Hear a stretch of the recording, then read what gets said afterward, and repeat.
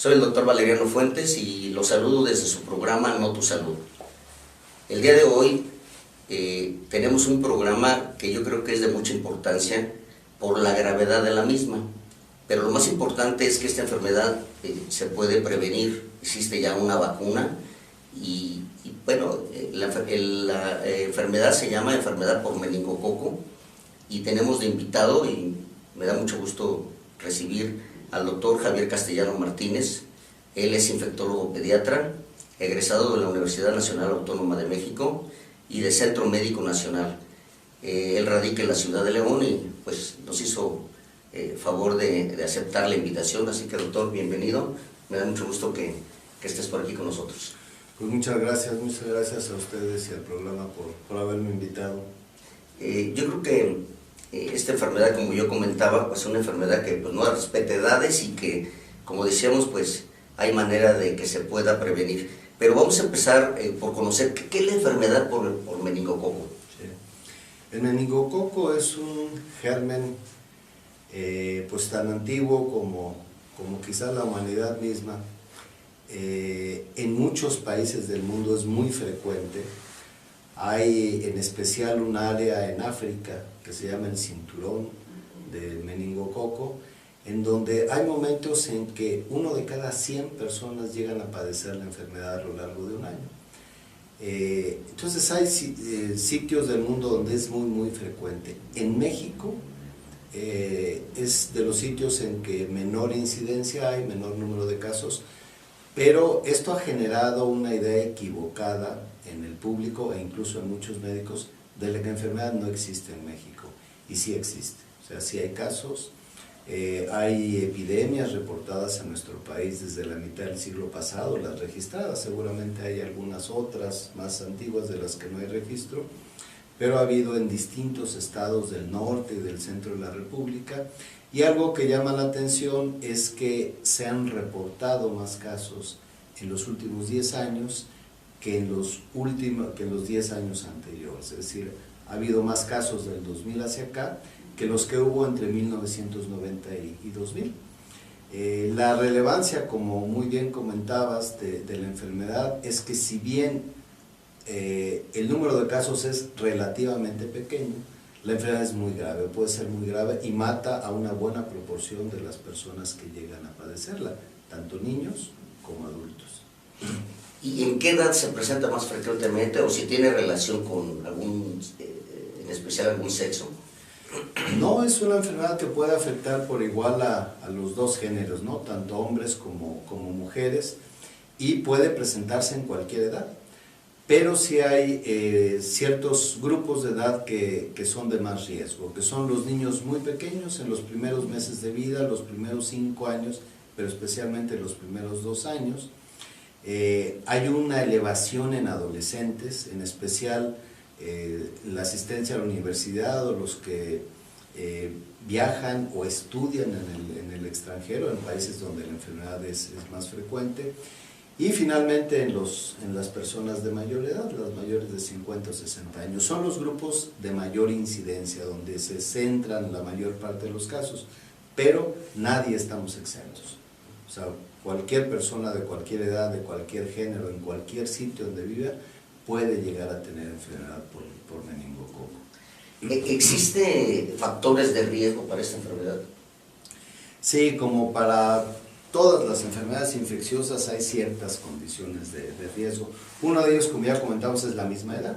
O sea, los niños pequeños tienen más riesgo que el resto de la población, los adolescentes tienen más riesgo que el resto de la población, las personas mayores tenemos, ya me incluyo, más riesgo que la mayoría de la población, y cualquier persona con enfermedades debilitantes o enfermedades crónicas también tiene una mayor probabilidad de llegar a tener enfermedad por meningococo. Ahí podemos considerar todos los que tienen alguna forma de lo que llamamos los médicos inmunocompromiso, y que son que por cualquier razón de enfermedad o de tratamiento sus defensas bajen. Ahí podemos incluir diabéticos, enfermedades del corazón, pacientes que han sido trasplantados, personas que han tenido cáncer, que están recibiendo quimioterapia, es decir, hay una gran cantidad de factores que pueden incrementar la probabilidad de llegar a tener enfermedad grave. ¿Dónde vive este germen o cómo se puede transmitir? El germen vive en los seres humanos, en las vías respiratorias, en la faringe. Hay personas que son portadoras y que pueden no padecer la enfermedad y ser portadoras de manera intermitente o por periodos variables. Tienen el riesgo de que en algún momento el germen invada el torrente circulatorio y llegue a cualquier parte del organismo, pero también pues, lo transmiten a las personas con quien conviven. Esto es frecuente en escuelas, sobre todo, en los niños pequeños, los adolescentes, que los adolescentes son muy gregarios, toda la vida están juntos, comparten cosas. Entonces es la manera en que el germen puede transmitirse. Por fortuna, la mayoría de los que se infectan no se enferman, pero los que se llegan a enfermar, una proporción muy alta tiene enfermedad grave. Eso es. Muy bien, vamos a hacer nuestra primera pausa y continuamos. Mamá, me duele la panza, llévame con el doctor Valeriano. Vamos de inmediato con el doctor, hijo, no te preocupes. Doctor Valeriano Fuentes López, médico pediatra, Conjunto Florida, 9º piso.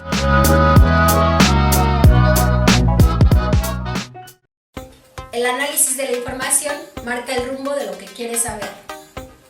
Mi nombre es Sara Garibaldi. Porque eres parte de aquí, Periódico Notus. El rumbo de la información lo defines con tus comentarios y tus propuestas. Porque eres parte de aquí, nosotros te incluimos en ellos. Notus Política. Mi nombre es Esaú González. Aquí las sugerencias las pones tú. Porque eres parte de aquí, Notus Política.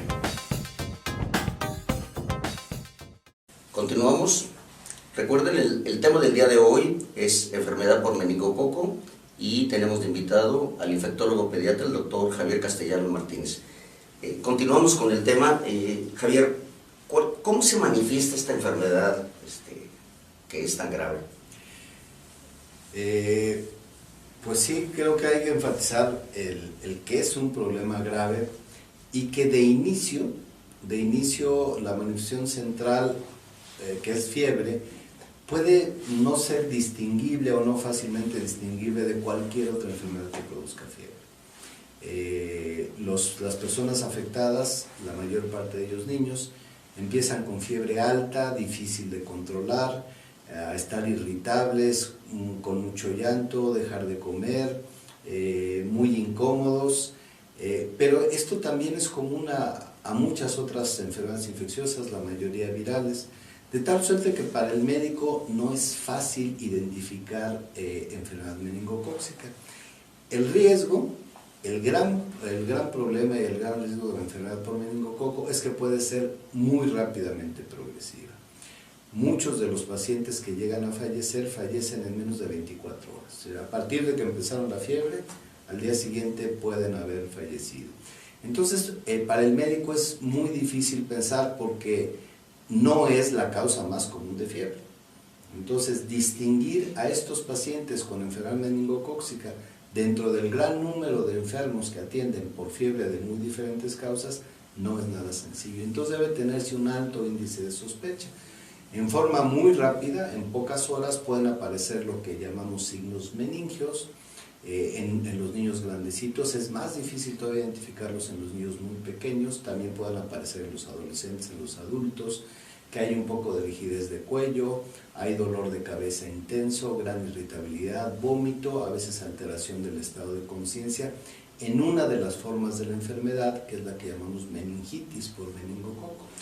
Pero hay otra forma, que es la forma septicémica, que para el público es el germen circula en la sangre y puede ocasionar fenómenos de obstrucción de los vasos sanguíneos con lesiones que llamamos necróticas. Hay problemas circulatorios que llegan a producir problemas de tal naturaleza, obstruyen la circulación y la persona puede perder dedos, puede perder extremidades completas, puede tener lesiones extensas de la piel porque se necrosa por la falta de riego sanguíneo, y las personas que sobreviven pueden llegar a tener secuelas muy severas. Entonces, desafortunadamente, cuando estas enfermedades, cuando estos síntomas ya están presentes, pues hay que actuar con una gran celeridad y el riesgo de muerte es alto. Así es de que no es una enfermedad fácil de identificar de inicio y no es una enfermedad fácil de tratar, aún en las mejores manos y aún con los mejores recursos, porque puede ser muy rápidamente progresivo. ¿Cuáles serían las complicaciones más frecuentes que se presentan en este tipo de enfermedad? Pues las complicaciones más frecuentes, una es las que derivan de la meningitis en los pacientes que llegan a tener meningitis, que puede haber también lesiones cerebrales, secuelas, infartos, y en las formas septicémicas que comentábamos, fundamentalmente la pérdida de extremidades. O sea, hay lesiones tan severas que llevan a la amputación. Y eso es una secuela muy relevante, ¿no? Quizá estas sean las principales, no son las únicas, pero son las de mayor impacto. ¿Existe algún tratamiento para esta enfermedad? Sí hay tratamiento, sí, por fortuna, si esto lo podemos decir así, quisiera entrecomillarlo, hay antibióticos eficaces para tratarlo. El problema es la gran dificultad para que el tratamiento sea oportuno. ¿Sí? Como es una enfermedad de progresión tan rápida, unas pocas horas pueden hacer una gran diferencia. Entonces, si hay tratamiento, el paciente que se pone muy grave requiere terapia intensiva, requiere recursos de terapia intensiva, requiere un sitio donde se tengan la tecnología, los implementos y el personal médico y de enfermería con experiencia, y esto no es fácil, porque además es una enfermedad, perdón que insista tanto, que vamos contra el tiempo. Así es de que el mejor recurso sin duda es la prevención. O sea, la prevención es lo que puede evitar que estos casos se presentaran. No sé si pudiéramos abundar un poquito más en cuanto a la frecuencia con que esto Claro, sí, claro. Y aquí quiero enfatizar, porque volviendo a uno de los comentarios iniciales, mucha gente puede sonarle pues realmente desconocido, ¿no? Bueno, nunca se ha oído hablar de neumococo, esto es entendible, en México no es de las enfermedades más frecuentes, y muchos médicos incluso pueden tener la percepción de que es una enfermedad que no existe en nuestro país, pero sí la hay. Un problema es el reconocimiento, ¿sí? Muchos pacientes pueden tener estas formas graves y rápidamente evolutivas.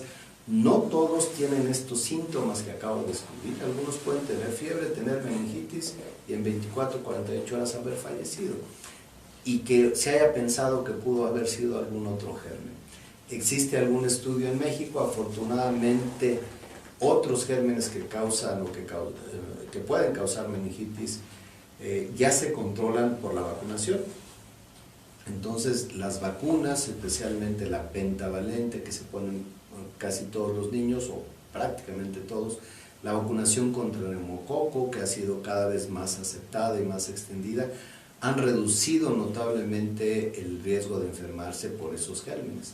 De tal suerte que actualmente en México hay algunos estudios que muestran que meningococo hoy es ya más común, ¿sí?, que otra enfermedad para que sí vacunamos, que es la meningitis por neumococo. Entonces no es tan rara, sí existe en nuestro país, desde el norte hasta el sur y desde el oriente hasta el poniente. Hay reportes en Tijuana, en Monterrey, en el centro del país. Recientemente hubo una epidemia relativamente pequeña, pero al fin y al cabo epidemia en el Distrito Federal, Estado de México, en Guerrero ha habido casos. Entonces en toda la República hay casos confirmados. Y aquí también quiero señalar que estos números que pudiéramos señalar de casos confirmados, pues son solamente una fracción de los que se presentan, porque algunos otros no se reconocen, no se reportaron o no se confirmaron a pesar de que hayan sido enfermedad por meningococo. Entonces una enfermedad afortunadamente no tan frecuente, pero que sí existe, que la identificación es difícil, que el tratamiento oportuno no es sencillo de implementar, pero que creo que ahí sí tenemos la gran fortuna de también contar con un recurso preventivo altamente eficaz, que es la vacunación. Bueno, ahorita hablamos precisamente de eso. Hacemos nuestra segunda pausa, no se vayan. Continuamos. El análisis de la información marca el rumbo de lo que quieres saber. Mi nombre es Sara Garibaldi. Porque eres parte de aquí, Periódico Notus.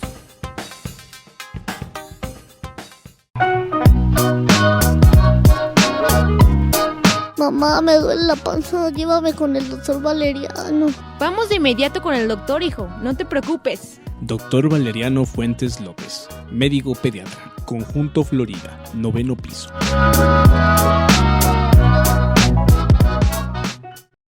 El rumbo de la información lo defines con tus comentarios y tus propuestas. Porque eres parte de aquí, nosotros te incluimos en ellos. Notus Política. Mi nombre es Esaú González. Aquí las sugerencias las pones tú. Porque eres parte de aquí, Notus Política.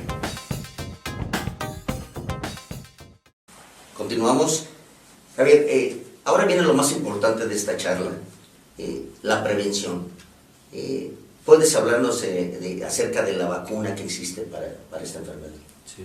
Se han desarrollado a lo largo de ya muchas décadas diferentes vacunas contra meningococo. Aquí quiero sí ser muy claro de que hay diferentes tipos, serogrupos de meningococo, y en México actualmente existe una vacuna que incluye a la mayoría de estos diferentes serogrupos de meningococo. Es una vacuna altamente eficaz, reduce considerablemente el riesgo de llegar a enfermarse. Creo que en nuestro contexto y dadas las características que señalábamos, es la mejor medida de prevención, ¿no? La vacunación. Por ejemplo, en otros países, ciertas universidades o instituciones de educación media o superior, para los estudiantes extranjeros, en este caso los mexicanos que van a Estados Unidos o Europa a estancias, a estudiar, etcétera, etcétera, muchas universidades o muchos centros educativos solicitan antes de ingresar que sean vacunados contra meningococo. Hay países en donde el problema es mucho más grande que en nuestro país, así es de que estas estancias implican riesgo. Es un poco, no sé cuál sea la palabra, pero de repente desalentador que los papás acudan a solicitar la vacuna porque es un requisito que les piden las universidades, cuando realmente debieran solicitarlo ya con el conocimiento de la enfermedad, en función de prevenir un riesgo que, si bien podemos decir le sucede a relativamente pocas personas, a esas pocas que les sucede tienen un riesgo muy alto de secuelas y de muerte. Entonces, creo que la vacunación es un recurso eficaz que está al alcance de quienes puedan acudir con su pediatra, solicitarlas, preguntar de esta información. Y aquí sí quiero enfatizar, porque creo que es una idea que debe irse eliminando, la percepción todavía de algunos médicos de que es una enfermedad inexistente en nuestro país. Eso no es así, es una enfermedad que se puede presentar y es una enfermedad que se puede prevenir. ¿Existe esa vacuna en el sector salud? No, no es una vacuna que exista en el sector salud actualmente. No sé si a futuro sea una vacuna que también se incluya, y aquí quiero destacar el enorme esfuerzo que el sector salud ha hecho en México a lo largo también ya de mucho tiempo, de muchas décadas, y en el país el esquema de vacunación que se tiene en el sector público es de los más completos del mundo. Es un gran beneficio el que la Secretaría de Salud aporta a la población para prevenir una gran cantidad de enfermedades. Ya no vemos casos de difteria, ya no vemos casos de poliomielitis, ya no vemos muchos casos de muchas enfermedades, de meningitis por Haemophilus influenza. Hay otras enfermedades que se han disminuido mucho, pero todavía continúan. Sin embargo, hay ciertos aspectos que el sector salud, a pesar de esta gran mejoría y estos grandes avances que se han tenido en las últimas décadas, todavía no cubre. Así es de que no está en el sector salud, pero existe comercialmente en México y se puede aplicar. Yo aquí quiero enfatizar, porque de repente una de las preguntas frecuentes en el consultorio es, bueno, ¿cuánto cuesta? Y mi respuesta es que no hay vacuna cara, y de eso estoy plenamente convencido después de más de 30 años de ver enfermedades infecciosas, ¿no? Considerando lo que evitan, verdaderamente que cualquier vacuna es barata, considerando el riesgo que se quita. Yo no tengo ninguna duda, por ejemplo, de vacunar a mi nieto y a todos los nietos que pudiera llegar a tener, ninguna absolutamente, así como vacuné a mis hijos y así como vacuno a mi entorno cercano y procuro hacerlo con mis pacientes. ¿A partir de qué edad se aplica y cuántas dosis son? Con la vacuna que existe en México, la edad mínima para aplicarla son los 9 meses. Un niño a partir de los 9 meses ya puede recibir su primera dosis. Cuando se vacunan pequeños, antes de los 2 años, si era entre los 9 meses y los 2 años de edad, la recomendación es que reciban 2 dosis. Un niño que se vacuna después de los 2 años es una sola dosis. Aquí puede decir un papá, bueno, pues tiene 1 año, mejor me espero a que cumpla 2 y le pongo nada más una dosis. Pero el riesgo está en que ese año se queda desprotegido. Entonces lo más conveniente es protegerlo desde la primera oportunidad, que es cuando tiene 9 meses de edad, y ponerle después su segunda dosis. Y los niños que ya brincaron esa etapa, que ya tienen más de 2 años, pues solamente una dosis. Los adolescentes, solamente una dosis. Los adultos en condición de riesgo, solamente una dosis. Y aquí quiero decir que adultos en condición de riesgo, pues somos muchos. Y volviendo a una pregunta que me hiciste, se me olvidó, el personal de salud somos población de riesgo. Y aquí quiero destacar, recientemente me hicieron favor de invitarme a la ciudad de Monterrey a platicar un poquito también sobre meningococo, y me enteré que el estado de Nuevo León, el sector salud, tiene para este año 1.500 dosis para el personal de salud. Entonces es un avance notable, y quiere decir que el sector salud también está trabajando para que esto vaya caminando, ¿no? Desde luego que hay otras enfermedades, hay otras vacunas, hay muchos frentes que abordar, pero meningococo no se está olvidando, y creo que ahí también tenemos que poner parte los padres, ¿no? de los padres y los abuelos, para proteger a los niños en la mayor medida en que esto sea posible. Muy bien. ¿Qué recomendaciones le darías a las personas que lo ven, a los padres de familia, acerca de este tipo de enfermedad y cómo la puedes prevenir? Sí, así específicamente para meningococo es insistir que es también una enfermedad prevenible por vacunación, que se acerque con su médico, especialmente con los pediatras. Los pediatras, no tengo duda, somos el grupo de personal de salud más sensibilizados en cuanto a la prevención de enfermedades mediante la vacunación. Somos los que más cuidado ponemos en este aspecto. Entonces, acercarse con su médico, acercarse con su pediatra, preguntar sobre la enfermedad, y yo diría que solicitar la vacuna. ¿Sí? Perdón que sea tan reiterativo, pero entre todos tenemos que contribuir a quitar la idea de que la enfermedad no existe en México, porque sí existe. Por fortuna no es muy frecuente, pero para aquellos casos que llegan a padecerla, puede ser desafortunadamente trágica, entonces vale la pena la prevención. Muy bien, bueno, pues queremos agradecer de veras el esfuerzo del doctor. Yo sé que está muy ocupado donde trabaja, que es la ciudad de León, y que nos hizo favor de acompañarnos para esta plática la verdad tan interesante, y que mucha gente ojalá tome conciencia de que sí se puede prevenir este tipo de problema, que no lo dejen al final, y sobre todo pues proteger a su familia, ¿no? Entonces, doctor, ¿dónde te pueden localizar si alguna gente quiere consultarte? Bueno, yo estoy en León, Guanajuato. Mi consultorio está en el Hospital Médica Campestre. El teléfono del consultorio es 717-3939 en León, y mi número celular también lo puedo dejar, es 477-724-2097 para cualquier duda, pregunta que quisieran hacer, claro que sí. Muy bien, bueno, pues muchísimas gracias, y bueno, a ustedes también recuerden que nos pueden encontrar en nuestra página www.notus.com.mx, y bueno, esta es la última plática del año. Aprovechamos para desearles felicidad, amor y sobre todo mucha salud. Y recuerden que sí se puede prevenir. Así que muchísimas gracias, doctor, muchísimas gracias. Al contrario, muchas gracias a ustedes.